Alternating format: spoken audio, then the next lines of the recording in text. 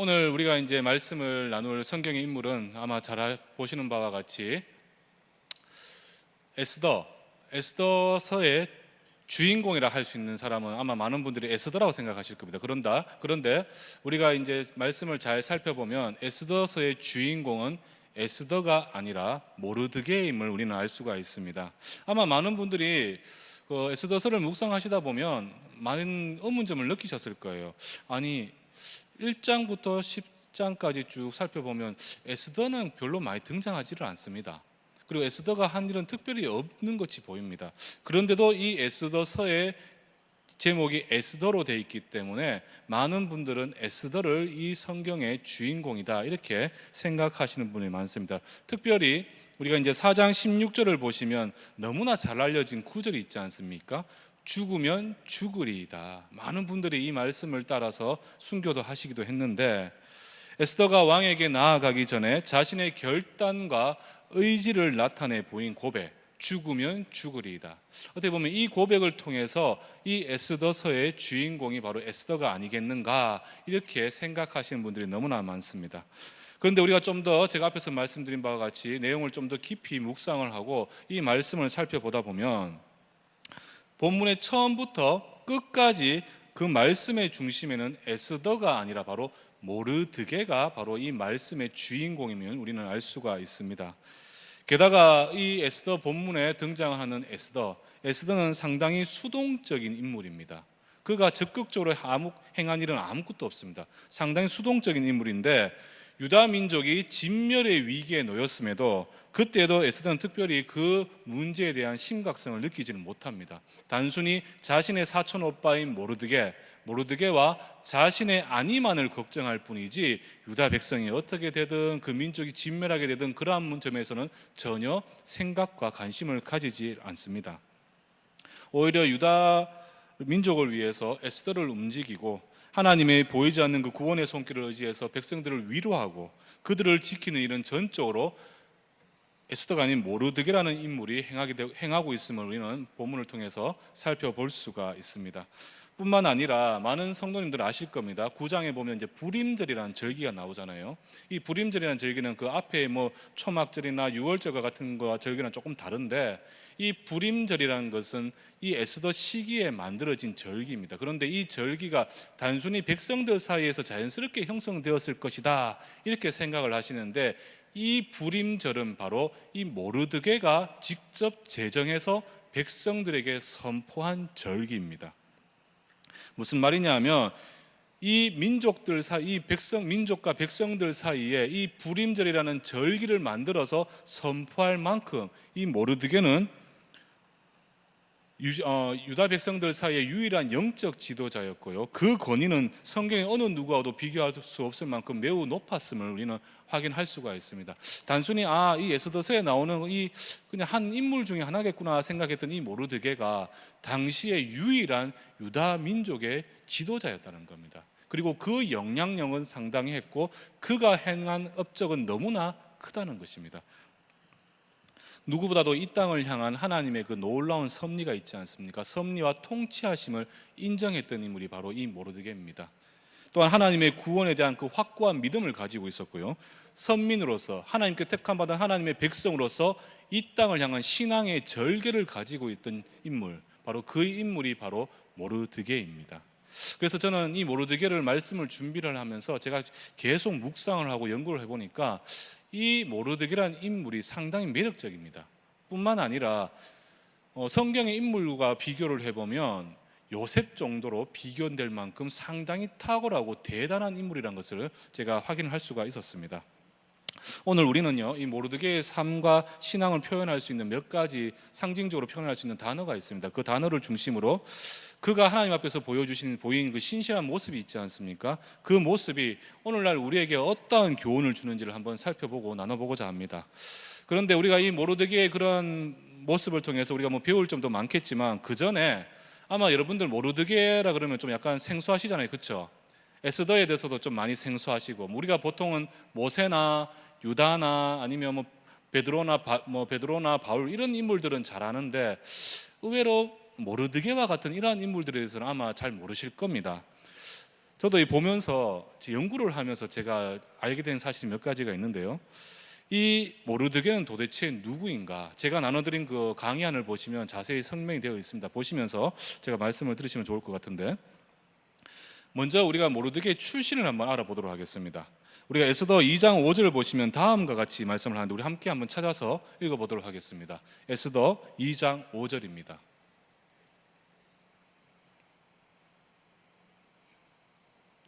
찾으셨으면 우리 다 같이 한 목소리를 읽어보도록 하겠습니다. 시작.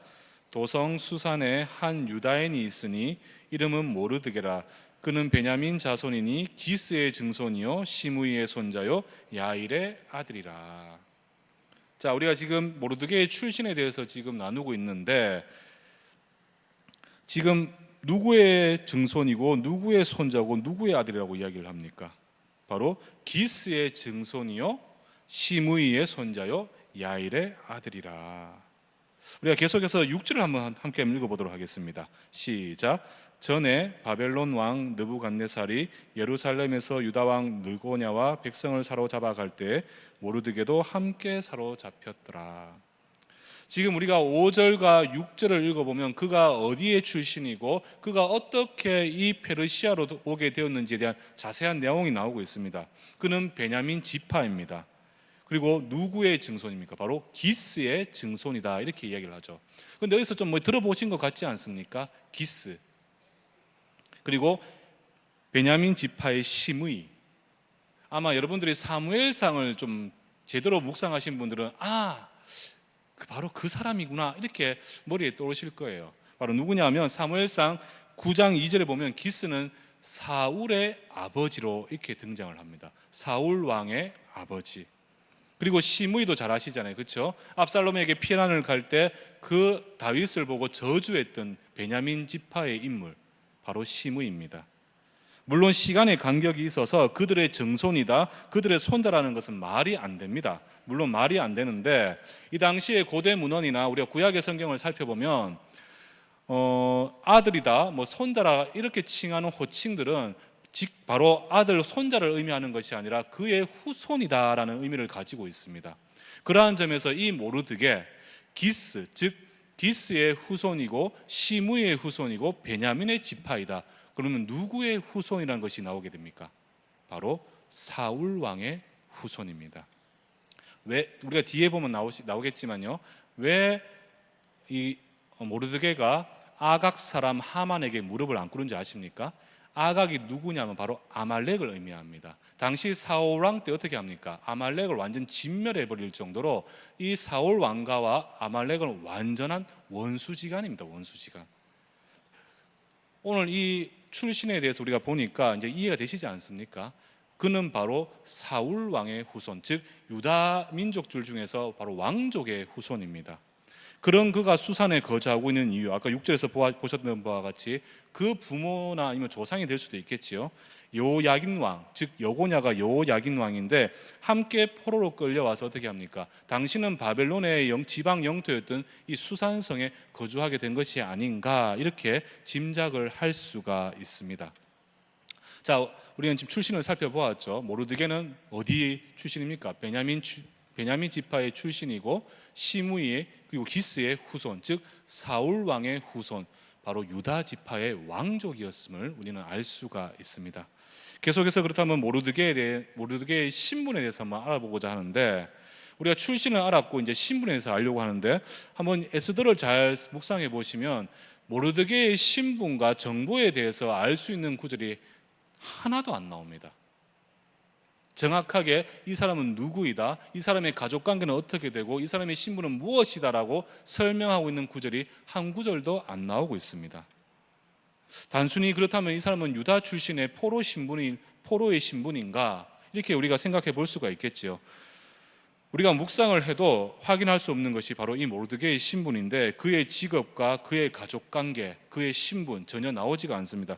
그러나 우리가 이제 2장 7절을 한번 살펴보시면 이런 이야기가 나옵니다. 바로 자신의 사촌 누이인 에스더, 이 에스더를 자신의 수양딸과 같이 양육했다, 이런 말이 나옵니다. 그리고 2장 11절에 보시면요, 모르드게는 날마다 궁전 안에 있는 후궁, 그 후궁의 뜰 안을 편안하게 왕래를 했다 이렇게 얘기합니다. 왕궁, 일반 백성은 들어갈 수 없는 그 왕궁을 편안하게 왕래를 했다 이런 말씀이 있고요. 또 19절에 보시면 대궐 문 앞에 앉았다라는 구절이 있는데 이 말씀은 바로 왕을 지키는 그 자리에 서 있었다라는 것을 이야기를 합니다. 자, 가족에 대한 이야기가 없습니다. 자신의 사촌 누이가 유일한 가족으로 등장하고 그 사촌 누이를 수양딸처럼 양육했다라고 납니다. 그리고 궁궐, 특히 왕궁의 후궁에 있는 뜰을 자유롭게 왕래하고 또 우리가 내용을 살펴보면 아시겠지만 궁궐 내 내시들과 상당한 밀접한 관계를 가지고 있습니다. 그래서 많은 학자들이 이를 어떻게 해석을 하냐 하면 이 모르드게가 당시 이 페르시아 왕궁의 환관, 즉 내시가 아니었나 이렇게 많은 학자들이 주장을 하고 있습니다. 물론 기록은 나오고 있지 않지만 성경을 통해서 또 학자들이 연구한 결과, 유추해 본 결과 많은 학자들이 주장하는 것은 모르드게가 페르시아 왕궁의 환관이었다, 내시였다 이렇게 많은 이들이 주장을 하고 특히 그 주장에 힘이 실리고 있음을 우리는 알 수가 있습니다. 그런데 에스더서를 통해서 이런 모르드게, 많은 사람들이 단순히 에스더의 사촌 정도로만 알고 있는 이 모르드게 한 사람으로 말미암아 어떤 일이 일어납니까? 진멸당할 뻔했던 유다 백성들이 어떻게 됩니까? 생존을 하게 되잖아요. 그리고 이방 땅에서 상당한 높임을 받게 됩니다. 그리고 모르드게는 직접 그날을 기념하기 위해서 불임절이라는 절기를 제정해서 직접 백성들에게 선포를 하게 됩니다. 여기까지만 해도 그가 얼마나 위대한 인물인지는 우리는 확인할 수가 있지요. 그리고 좀 더 나아가서요, 이 에스더서의 저자를 누구로 보고 있냐 하면 바로 이 모르드게로 보고 있습니다. 많은 사람들이 성경의 저자 이름이 이제 성경 인물로 되어 있는 성경을 볼 때 많은 사람들이 그 인물이 그 성경의 저자가 아니겠느냐 이렇게 생각을 하시는데요, 이 에스더서는 에스더가 이 성경의 저자가 아니라 바로 모르드게가 이 성경의 저자가 아니겠는가 많은 학자들이 주장을 하고 있습니다. 그도 그런 것이 우리가 9장을 보시면요, 그가 이스라엘 백성들, 유다 백성들에게 편지를 써서 서신을 보내게 되고 이러한 불임절을 제정하는 이런 모습들을 통해서 이 모든 전반 10년에 걸치는 이 에스더의 역사의 전반에 이 모르드게가 모든 것을 기록해서 남긴 것이 아닐까 이렇게 이야기를 하고 있습니다. 자, 우리가 이제 모르드게의 출신을 알았습니다. 그는 베냐민 지파입니다. 그리고 사울 왕의 후손으로서 유다 백성들 사이에서는 유일한 왕족이 될 수가 있습니다. 물론 뭐 다윗의 후손들이 있었겠지만 그는 왕족이라는 특수성을 가지고 있습니다.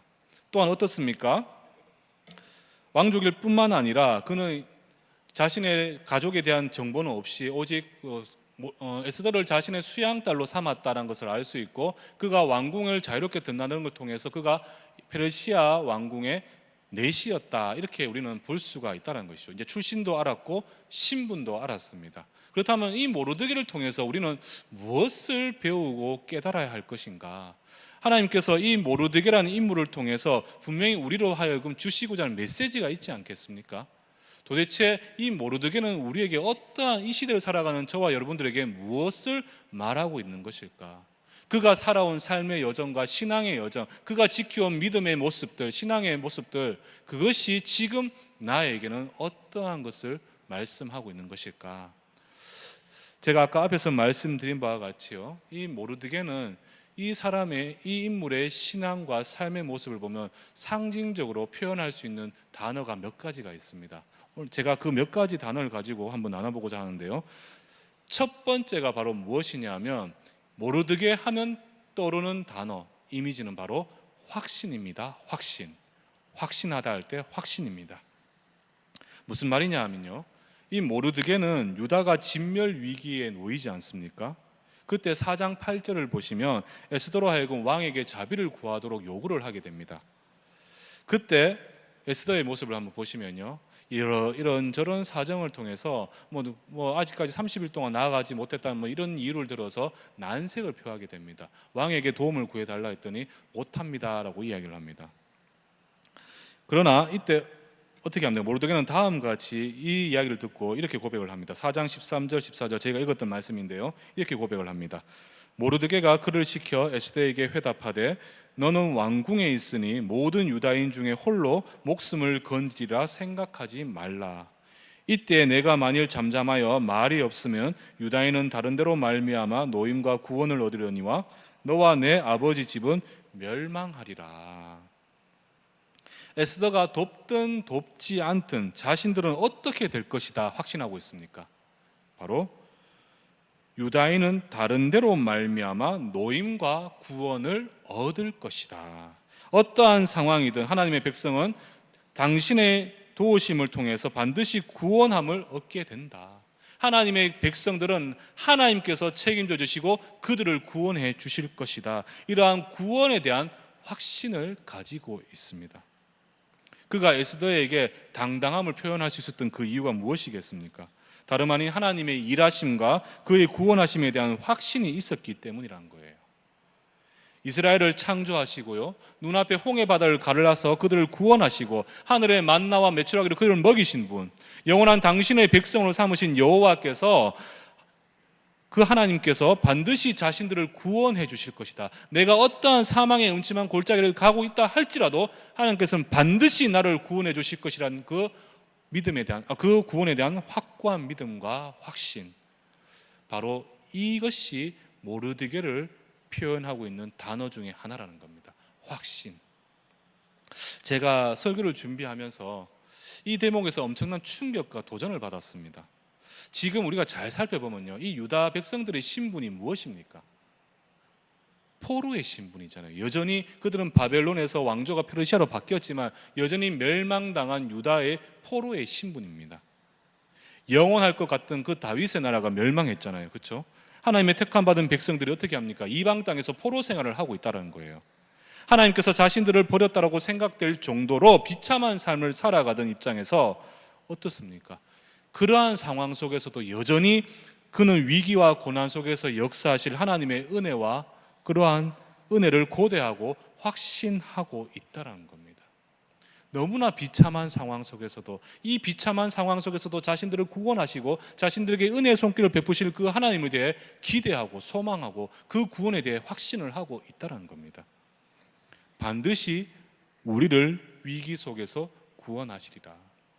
예전에 제가 예레미야서를 이제 새벽 설교를 할 때, 그때 우리가 이제 하나님께서 이제 유다 백성의 구원에 대해서 말씀하실 때 제가 밑줄 치라고 한 부분이 있었는데, 그게 무엇이냐면 그 단어가 바로 반드시라는 단어입니다. 반드시라는 단어. 여러분들 꼭 기억하십시오. 지금 모르드게는요, 자신들이 어떠한 상황에 있든지 자신의 나라가 어떻게 멸망했든지 말든지 상관없다는 거예요. 자신은 하나님의 백성이고 하나님께서는 반드시 어떠한 상황 속에서든지 자신들을 구원하실 것이라는 그 구원에 대한 확신을 지금 가지고 있다는 겁니다. 쉽지 않는 신앙의 자세죠. 절망 가운데서 새롭게 역사하실 하나님의 구원을 바라보는 것, 아무리 신앙이 깊다 할지라도 그것은 쉽지 않는 자세입니다. 한번 생각해 보십시오. 제가 사업이 완전히 망해서 지금 아무것도 없습니다. 길거리에 제가 나앉게 되었습니다. 저는 지금 몸이 아파서 이제 죽을 위기에 처해 있습니다. 내가 너무나 고통스러운 상황에 있고 세상이 나를 너무나 힘들게 하는 그런 상황 속에서, 그럼에도 불구하고 하나님께서 나를 반드시 구원해 주실 것이야, 이러한 신앙을 가질 수 있는 것이 너무나 쉽지 않다라는 겁니다. 그러나 모르드게는 포로의 신분 속에서도 그 하나님의 구원에 대해서 확신을 하고 있었다는 거예요. 저는 여러분들도 이러한 구원의 확신을 가지고 살아가셨으면 좋겠습니다. 매일의 삶에서, 때로 내 삶의 수많은 질곡이 내 눈앞에 있다 할지라도요, 내 앞에 눈앞에 홍해바다 나를 가로막고 있고 내 삶을 너무나 힘들고 수많은 시련과 고난이 다가온다 할지라도요, 꼭 기억하셔야 되는 것은 하나님께서는 반드시 그 상황 속에서도 우리를 구원하시고 지켜주시고 함께해 주실 것입니다. 우리의 삶에 그 구원의 확신을 가지고 살아간다면 우리는 더 이상의 두려움과 근심과 염려가 아닌 참된 기대와 소망과 감사로 이 땅을 살아갈 수가 있게 되는 것입니다. 꼭 기억하십시오. 매일의 삶에서 치열한 영적 전쟁을 치르며 살아가는 우리에게 있어서 하나님의 구원과 도우심, 그에 대한 확신은요, 더 이상 우리로 하여금 두려움과 좌절이 아닌 담대함으로 이 세상을 바라보게 하는 하나님의 은혜가 되는 것입니다. 이사야 45장 17절에 보면 이런 말씀이 있습니다. 이스라엘은 여호와께 구원을 입어 영원한 구원을 얻으리니 영세의 부끄러움을 당하거나 욕을 받지 아니하리로다. 계속해서 예레미야가 3장 22절과 23절을 보시면요, 여호와의 인자와 긍휼이 무궁하심으로 우리가 진멸되지 아니함이니이다. 이것들이 아침마다 새로우니 주의 성실하심이 크시도소이다. 이 말씀을 통해서 우리가 깨닫고 확인할 수 있는 것이 무엇입니까? 이스라엘은 여호와께 구원을 입어 영원한 구원을 얻으리니 영세의 부끄러움을 당하거나 욕을 받지 아니하리로다. 이 이스라엘을 여러분들의 이름으로 한번 바꿔보십시오. 그리고 한번 읽어보십시오. 여러분들은 영원히 하나님께 구원받은 백성입니다. 이 구원이라는 것이 영원한 생명뿐만 아니라 이 땅에서도 어떠한 것들도 감히 우리를 범접치 못하게끔 지켜주시는 하나님의 손길을 이야기하는 것입니다. 우리가 얼마 전에 함께 바울이라는 영화를 보았지 않습니까? 그 바울이라는 영화를 보면요, 참 마음에 감동이 왔었던 게, 로마의 칼 앞에서 그들은 상당히 두려워했잖아요. 그렇죠? 실제적인 그 위협과 실제적인 그 어려움 상황 속에서 그들은 분명히 두려움도 느끼고 낙심과 좌절도 했습니다. 그럼에도 불구하고 그들이 그 위기를 이겨낼 수 있었던 그 이유가 무엇입니까? 다름 아닌 주님께서 반드시 자신들을 구원해 주실 것이다, 이것에 대한 확신이었잖아요. 반드시 우리를 구원해 주실 것이다. 꼭 기억하시기 바랍니다. 우리가 때로는 넘어지거나 때로는 좌절할 수도 있습니다. 아주 엎드러질 수도 있죠. 넘어지거나 좌절할 수 있지만 아주 엎드러지지 않게 되는 그 이유는요, 하나님께서 당신의 손으로 지금도 여러분들을 붙들어 주고 계시기 때문인 거예요. 그 하나님의 손길이 여러분들을 구원의 길로 인도해 주고 계신다는 겁니다. 그렇기 때문에 우리는 어떠한 상황 속에서도 두려움이 아니라 이 구원의 확신을 가지고 담대함으로 이 땅을 살아갈 수가 있게 되는 것입니다. 그리고 이제 모르드게에 대해서 우리가 표현을 할 때 두 번째는 바로 하나님의 섭리, 그 하나님의 통치에 대한 인정과 믿음입니다. 4장 14절 하반절을 보시면요, 이렇게 말씀을 하죠. 내가 왕후의 자리를 얻은 것이 이때를 위함이 아닌지 누가 알겠느냐 하니. 한마디로 이 모든 일의 뒤에는 무엇이 있다는 겁니까? 하나님의 보이지 않는 그 섭리와 통치하심이 있다는 거예요. 한마디로 이 모든 일은 누가 주관하고 있다는 겁니까? 하나님께서 다 주장하고 계신다는 것이죠. 이러한 하나님의 섭리에 대한 믿음과 인정, 이것은요, 결국 합력하여 선을 이루실 하나님의 인도하심에 대한 소망으로 우리는 바뀔 수가 있다는 거예요. 여러분들 꼭 기억하십시오. 이 세상을 움직이는 보이지 않는 하나님의 섭리하심에 대한 그 인정과 믿음에서부터 우리의 신앙이 시작이 된다는 겁니다. 이 세상을 창조하시고 이 세상의 모든 만물의 근세를 가지고 계신 분이 바로 여호와 하나님, 그분이라는 것에 대한 인정에서부터 이 우리의 하나님을 향한 신앙이 시작이 된다는 것이죠. 만물의 건세는 하나님이 가지고 계십니다. 이 땅의 모든 상황은 하나님께서 주장하고 계십니다. 그 사실을 인정할 때 우리는 하나님의 그 위대하심을 바라볼 수가 있게 되는 것이죠. 세 번째, 모르드게에 대한 표현, 그 모르드게의 그 믿음을 나타내는 그 상징적인 단어가 무엇이냐 하면 바로 사명입니다. 사명. 때로는 의무라고도 볼 수가 있겠지요. 사명과 의무. 여러분들, 모르드게는요, 아까 말씀드린 바와 같이 관직에 있었습니다. 그리고 자신이 후견인으로서 있는 사람이 누굽니까? 바로 페르시아의 두 번째 권력을 가진 에스더입니다. 왕후입니다. 왕후의 후견인이 바로 이 모르드게예요. 절대적인 권력을 가질 수도 있었습니다. 그 말인즉슨 무엇이냐면, 유다 백성들이 진멸당할 때 자신의 신분만 속이면 어떻게 됩니까? 그들은 진멸당할 이유가 없다라는 거예요. 그럼에도 그는 무엇이 자신의 아내보다 우선이 되었다는 겁니까? 4장 8절 하반절에 보시면 이런 말씀이 있죠. 자기 민족을 위하여, 즉 자신이 아닌 자기 민족, 즉 유다 백성들의 생존이 그에게는 먼저 우선이 되었다는 거예요.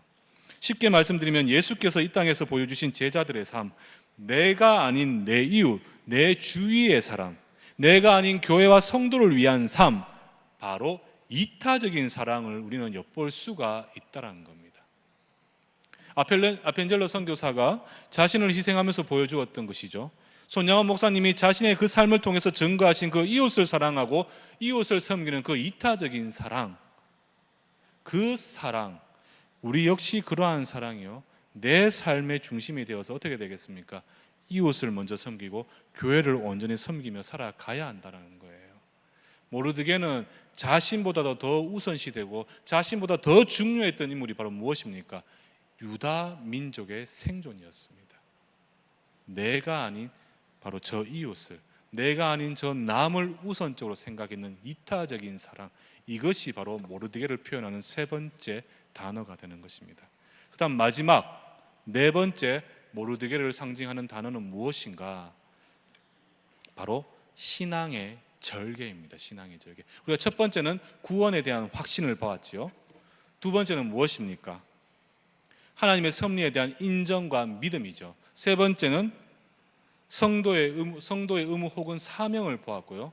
마지막으로 모르드게를 통해서 우리가 배울 수 있는 것이 무엇이냐면 바로 신앙의 절개입니다. 절개. 좀 뭔가 비장하지 않습니까? 단어가. 에스더 3장 2절을 보시면요, 왜 유다 민족이 미움을 받게 됩니까? 왜 유다 민족이 진멸의 위기에 놓이게 됩니까? 바로 아각 사람, 즉 하만에게 무릎을 꿇지 않았기 때문이란 거예요. 아각 사람, 제가 아까 말씀드린 바와 같이 그는 아말렉을 이야기합니다. 그리고 사울 왕의 후손으로서 하나님께 택함받은 선민으로서 이 세상에서 하나님 앞에 거룩한 백성으로서 저 이방 민족에게 무릎을 꿇을 수가 없다는 것이죠. 이걸 좀 더 우리가 의미를 확장하면요, 이방 민족에게 무릎을 꿇는다는 것은 누구에게 무릎을 꿇는 것입니까? 이방 신에게 무릎을 꿇는 것과 똑같다라는 겁니다. 바로 그가 그 위험을 자초하면서까지 무릎을 꿇지 않았던 그 이유, 신앙의 절개입니다. 하나님의 백성으로서 저 이방 신에게, 이방 민족에게 무릎을 꿇을 수가 없었다는 것이죠. 우리가 뒤에 살펴보면 아시겠지만 여러 가지 또 여러 압력이 그에게 가게 됩니다. 무릎을 꿇어라 이렇게 압력이 가게 됨에도 불구하고 모르드게는 절대 그 하만에게 무릎을 꿇지를 않습니다. 자신의 신앙의 절개를 굳건히 지켜나간다는 거예요. 적어도 하나님의 백성은요, 어떠한 상황 속에서도 저 세상과 결단코 타협할 수가 없다. 우리는 이것을 이 모습을 통해서 살펴볼 수가 있다는 거예요. 오직 진리이신 하나님의 말씀 앞에서 세상의 그 어떠한 압력에도 굴해서는 안 된다. 그 절개를 우리는 이 모르드게의 모습을 통해서 확인해 볼 수가 있다는 겁니다. 제가 예전에 봤던 영화 중에 혹시 여러분들도 많이 보셨을 겁니다. God is not dead라는 영화가 있습니다. 신은 죽지 않았다. 아마 기억나실 건데요.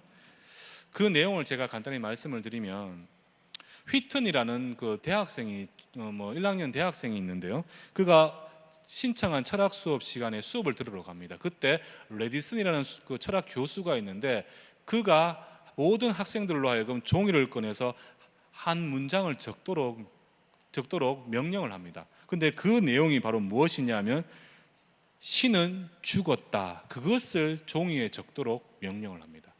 지시를 합니다. 근데 이 서양 문화에서 신이라는 것은 누구를 이야기하는 겁니까? 바로 God은 바로 여호와 하나님을 의미하는 거잖아요. 이 휘튼이라는 학생은요, 독실한 크리스찬이었습니다. 정말 열심히 하나님을 믿는 학생이었는데 자신의 신앙과 자신의 믿음에서 보았을 때는 결단코 그 일에 순종할 수가 없었다는 거예요. 그래서 그는 어떻게 합니까? 그 레디슨 교수와 척을 지게 되고 대립각을 세우게 됩니다. 자신의 신앙으로 결코 그렇게 할 수 없다. 나는 내가 믿는 하나님이 살아계심을 알고 있고 믿는다라고 고백을 할 때 그로 인해서 철학과 교수와는 감정적으로 싸우게 되는데 어떠한 어려움을 처하게 되냐면 학생과 교수 사이에 누가 갑이겠습니까? 여전히 교수가 갑이지 않습니까? 네가 다음 철학 수업 시간에 하나님이 살아있음을 증거하지 못하면 나는 너를 낙제 점수를 줘버리겠다. 이렇게 협박을 해버리게 됩니다. 물론 이제 그 이후에 여러 가지 이제 내용들을 살펴보면 결국은 이제 하나님의 존재하심을 인정하게 되고 결과가 좋게 마무리가 되지만 여기서 우리가 한 가지 살펴볼 것이 무엇이냐면요, 이 땅에서 우리가 믿음을 지키며 살아가다 보면 어떻게 됩니까? 그리고 그 신앙의 절개를 지키다 보면 때로는 우리도 이러한 시련과 고난에 빠질 때가 있다라는 거예요. 하나님을 믿는 백성들은 영원히 그 삶이 형통할 것이다. 하나님께서 늘 눈동자같이 돌봐주시고 지켜주시기 때문에 난 늘 안전하고 잘 될 것이야 라고 생각하시는 분들이 많죠. 그러나 분명한 사실은요, 내가 그 여호와 하나님을 향한 우리 주 예수 그리스도에 대한 그 믿음과 그 신앙을 지키고 나가다 보면 때로는 우리의 삶에 어려움과 핍박과 고난이 주어질 때가 있다라는 것입니다. 그러나 우리가 분명한 사실은요, 어떠한 고난과 시련이 닥쳐와도 하나님을 향하는 온전한 믿음 안에서 우리는 어떻게 해야 되겠습니까? 좌절하거나 굴복해서는 안 된다는 거예요. 모르드게는 단순히 그냥 무릎만 꿇었으면, 하만이 지나갈 때 그냥 무릎만 꿇었으면 그는 살 수 있었습니다. 그리고 그의 민족은 전혀 문제가 없었습니다. 유다 백성은 진멸의 위기에 놓일 이유도 없었습니다. 그러나 그는 어떻게 합니까? 자신이 지켜온 그 신앙의 절개를 통해서, 그 믿음의 확고한 믿음을 통해서 어떻게 합니까? 절대 타협을 하지 않았다는 거예요. 그는 진리이신 하나님을 붙들었고 그 하나님의 은혜 아래, 하나님의 진리 아래서 어떻게 합니까? 세상과 타협을 하지 않았다. 우리는 그것을 볼 수가 있다는 거예요. 기억하셨으면 좋겠습니다. 분명히 하나님을 믿는 백성들, 하나님을 믿는 그 믿음 안에서 세상의 시련은 분명히 있을 수가 있습니다. 고난이 올 수가 있습니다. 우리 손양원 목사님 한번 보십시오.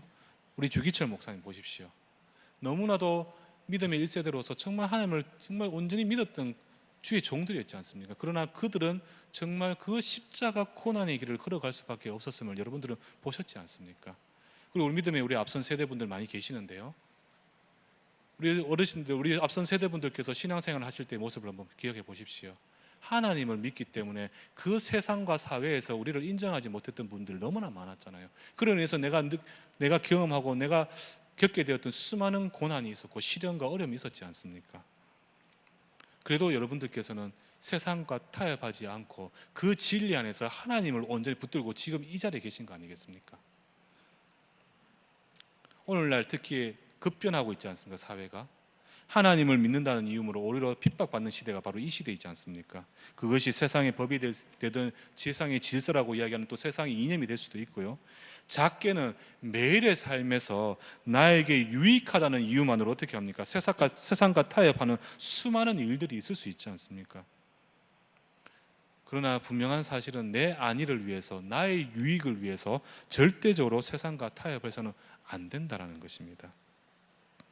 여러분들이 기억하셔야 되는 것은요, 이 시대에 우리에게 가장 많이 요구되어지는 것, 우리에게 요구되어지는 것은 바로 이러한 모르드게와 같은 신앙의 절개라는 거예요.